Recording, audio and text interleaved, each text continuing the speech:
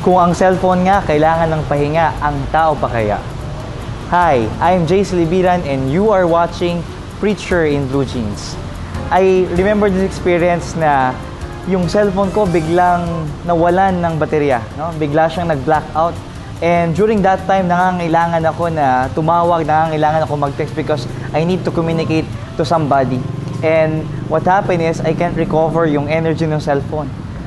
Napansin ko na katulad ng experience ng cellphone na yon, pagod na pagod, tired, baka hindi lang yung cellphone yung pagod, baka yung may-ari rin. I myself reflected that I need some rest. No? There are so many things happening in my life, and just like the cellphone, I need to take a rest. How about you? Anong pagkakataon sa buhay mo na kailangan mo magpahinga? Baka naman sobrang dami mo nang ginagawa. Kung ang cellphone nga, kailangan ng pahinga, ikaw pa kaya? I invite you to pray with me. In the name of the Father, and of the Son, and of the Holy Spirit. Amen.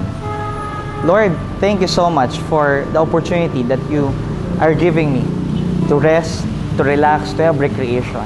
At Panginoon, sa mga pagkakataon nagiging busy ako, you are reminding me, just like the cellphone, that I need to take some rest. I need to take it slow. And taking it slow, Lord, is experiencing you, being with you. Thank you, Lord, for your presence. Thank you for your rest. In the name of the Father, and of the Son, and of the Holy Spirit. Amen. This is JC Libiran. Thank you for watching Preacher in Blue Jeans, your dose of everyday spirituality. Thank you for your donations and love offerings to Kerygma family. Your generosity allows us to spread God's word through broadcasts like today's episode. May God bless you abundantly.